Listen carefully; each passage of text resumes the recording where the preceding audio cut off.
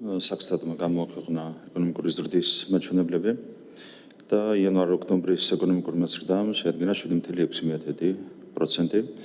შესაბამისად, უკვე აქედან შეიძლება ითქვას, რომ ჩვენ ძალიან მაღალი ალბათობით წლის ბოლოსთვის საერთაშორისო ფონდის პროგნოზს, რაც არის 7.2% გადაჭარბებით შევასრულებთ. ყველა მიმართულებით ეკონომიკურად ქვეყანა სწორი მიმართულებით ვითარდება. შესაბამისად, გავაკეთებთ ყველაფერს იმისათვის, რომ არ შეჩერდეს ზრდის ტენდენციები და შევინარჩუნოთ ეკონომიკური ზრდის მაღალი ტემპი. მაღალმა ეკონომიკურმა ზრდამ მოგვცა სავალუტო რეზერვების უპრეცედენტოდ გაზრდის შესაძლებლობა. წელს ეროვნულმა ბანკმა შეიძინა $2 მილიარდ 103 მილიონი დოლარის სავალუტო რეზერვები, რაც არის ისტორიული რეკორდი. მთლიანობაში სავალუტო რეზერვებმა შეადგინა $5 მილიარდ 808 მილიონი დოლარი, რაც ასევე რეკორდული მაჩვენებელია. კიდევ ერთხელ ვისარგებლებ შემთხვევით და ეროვნულ ბანკს მის პრეზიდენტს გადავხდი მადლობას.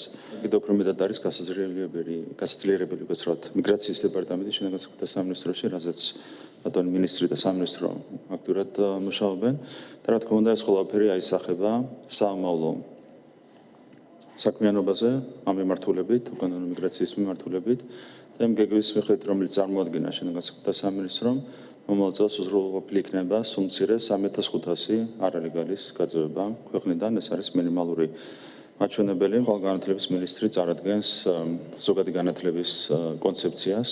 ბუნებრივია, განათლების რეფორმა უნდა იყოს კომპლექსური, თავის შინაარსით და უმაღლესი განათლების რეფორმასთან ერთად ძალიან მნიშვნელოვანია ის რეფორმა, რომელიც განხორციელდება ზოგადი განათლების სფეროში და ამასთან დაკავშირებით დეტალურ ინფორმაციას ბუნებრივია განათლების მინისტრი ხვალ გაუზიარებს საზოგადოებას.